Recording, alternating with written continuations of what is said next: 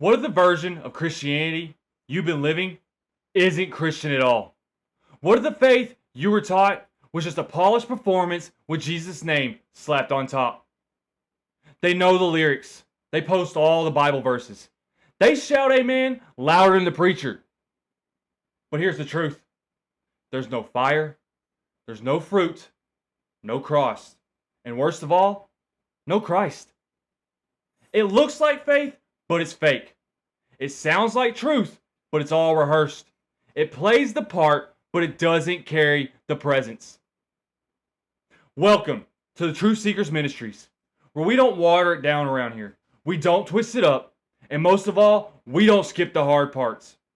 If you're tired of surface level faith and ready to go in deeper, you're in the right place. See, we're not here for trends. We're here for truth. And here's a hard truth.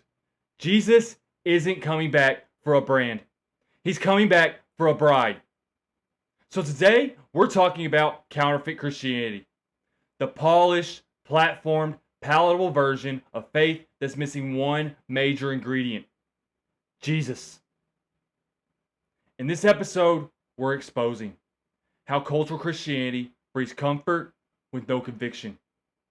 Why fruit matters more than filters.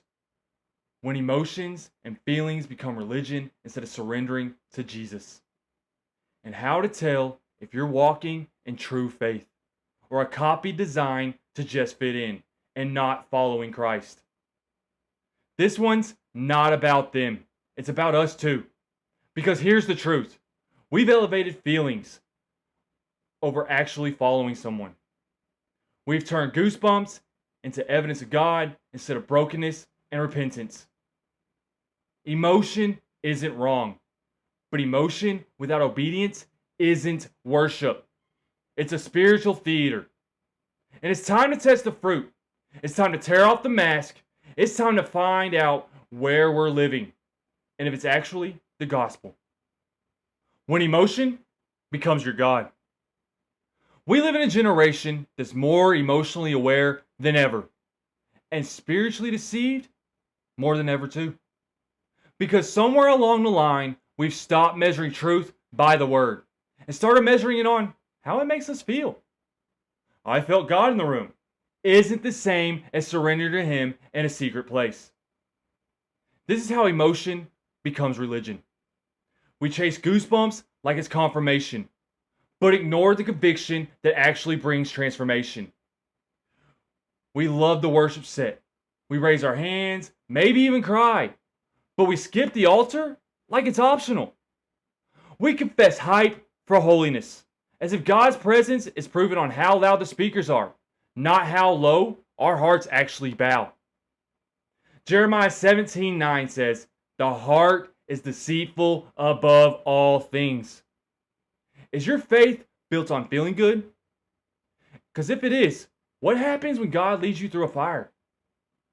If you only trust Him when the room is right, how will you follow Him when it's just silence in Scripture? Matthew 7, verses 24 through 27. Everyone who hears these words of mine and puts them into practice is like the wise man who built his house on the rock. See, Jesus didn't say, build your life on goosebumps. He said, build it on Him. Because when the storm comes, and it will, your emotion won't hold up. Only Christ will.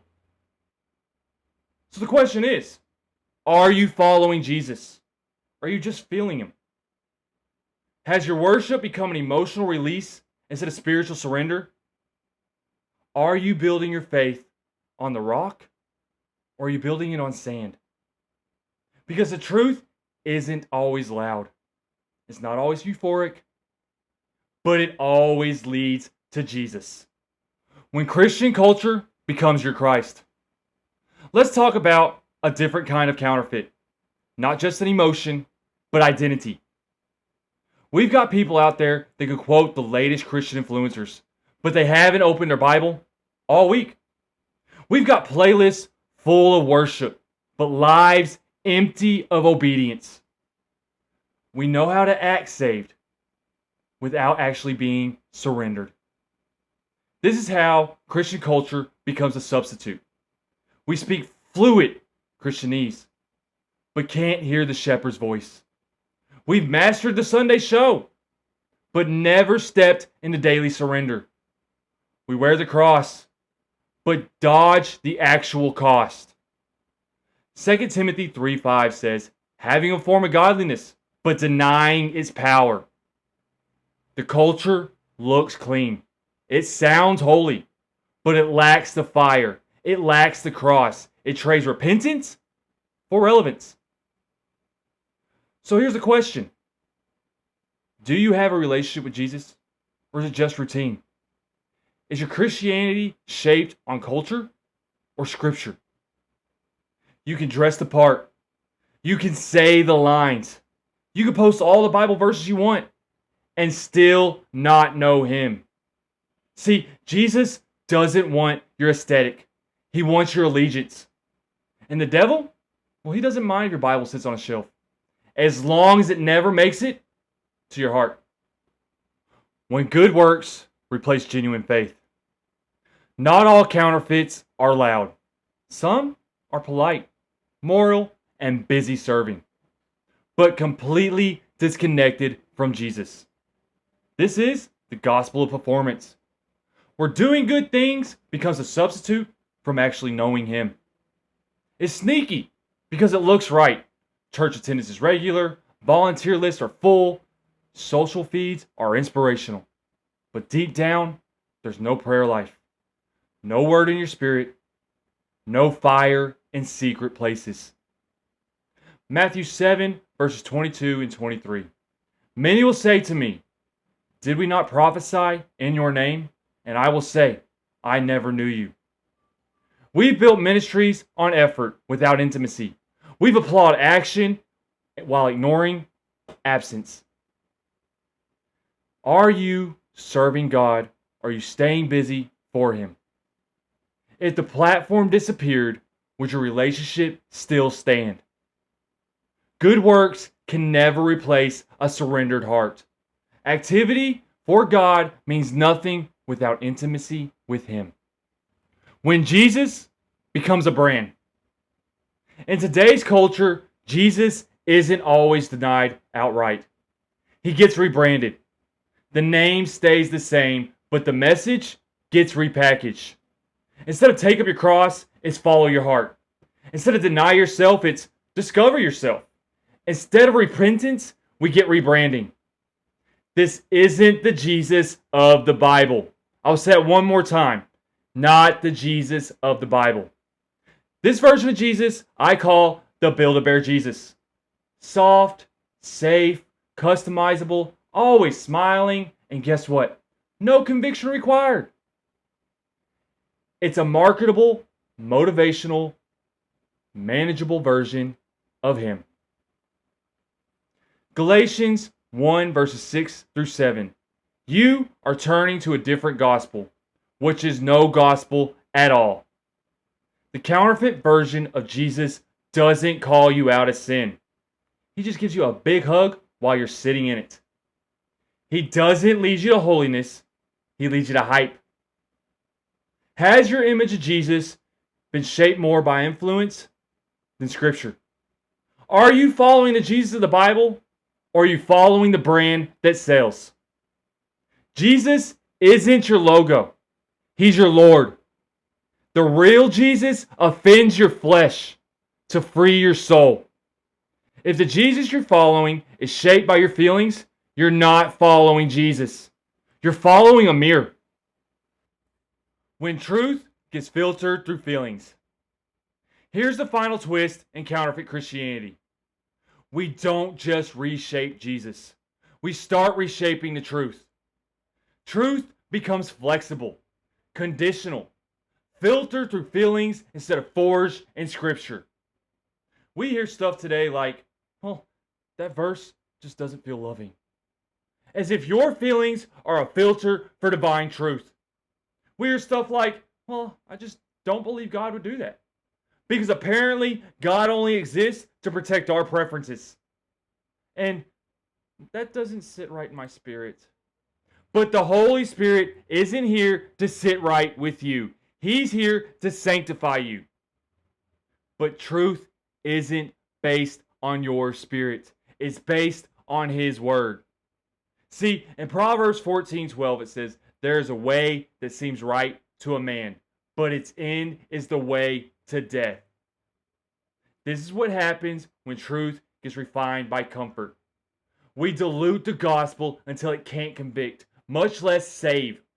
We rename sin as struggle and hand out grace without any guidance. We chase applause over repentance and call it spiritual growth, and here's the danger. When you chase feelings, they'll eventually lead you off a cliff. If Christianity was based on feelings, sin would be justified because your truth would be the truth. But God doesn't change. He doesn't shift with your mood. Hebrews 13 verse 8. Jesus Christ is the same yesterday, today, and forever. Are you obeying His Word? Or are you editing it? Are your beliefs formed by Scripture? Or are they formed by your comfort zone? God's Word doesn't need your edits. It needs your obedience. Truth isn't a vibe. It's a sword, and it's a sword that still cuts today. The religious will always follow feelings. The surrendered follow Jesus. And here's the truth. One will save you. The other will leave you with eternal regret. It's time to come back to what's real. If anything in this episode made you uncomfortable, good. Because the gospel isn't supposed to cater to your comfort. It's meant to call you out of compromise. If your faith has been built on emotion, culture, performance, or personality, it's time to come back to the cross. Not the counterfeit, not a copy, the real gospel. The kind that convicts, the kind that confronts, the kind that doesn't flatter your flesh, but sets your soul free. 2 Corinthians 13:5 says, examine yourselves to see whether you're in the faith. You don't need hype. You don't need a brand. You don't need another influencer. What you do need is Jesus, the real one. The one that says, follow me, even when the road gets narrow. Share this with someone you love. Someone who's been playing the part. Someone who needs to know they're not alone in wanting the real thing. And most of all, stay anchored, stay bold, and never trade truth for applause. If you're ready to turn from the fake and follow the real Jesus, it's time to surrender. Not a performance, not a feeling, a full surrender. Romans 10:9 says, if you confess with your mouth that Jesus is Lord and believe in your heart that God raised him from the dead, you will be saved. So pray it. Pray it real. Pray it raw. Jesus, I give you my life. I turn from everything fake and I run to you. Be my Savior. Be my Lord. I believe you died and rose again. And on this day, I am yours. If you prayed that, don't walk alone. Reach out. Let us walk with you. For prayer, discipleship, counseling, Bible study, or just to be connected with like-minded remnant believers, email us at trruthseekers@gmail.com. And remember, that's truth with 2 R's. I want to take this time to add an announcement from the Truth Seekers. We're not just preaching anymore. We're building. The Truth Seekers ministry is searching for a physical altar. Not for religion, not for routine, not for tradition, but for revival. This won't be a stage for hype. It'll be a battleground against the spiritual warfare, a battleground for holiness. The refuge for a righteous remnant. I'm Josh. I'm not your pastor. I'm not your boss. Just a lead servant. I carry towels, not titles. I wash feet. I don't chase fame. I ground the altar and point all back to Jesus, the true priest, the true king. Seek and ye shall find, Matthew 7:7. So here we are seeking a building, a flock, a fire that doesn't go out. If it stirs your spirit, we're not asking for money, we're asking for prayers. If you want to reach out, remember, you can reach us at trruthseekers@gmail.com. That's truth with 2 R's. Let's build a house where Jesus is king. Truth is preached and no one bows to this world. We're not playing church, we're becoming it. And in Jesus' name, it is time. And I'd like to ask you guys to join us next time on the Truth Seekers, when we look into what happens when the cross becomes a marketing strategy. What happens when sacrifice is replaced with self-love? Next time, we're diving into the gospel itself and why the most dangerous idol within the modern church might be you. Don't miss it. We're burning down the golden calves one lie at a time. Until next time, stay curious, stay engaged, and as always, stay truthful.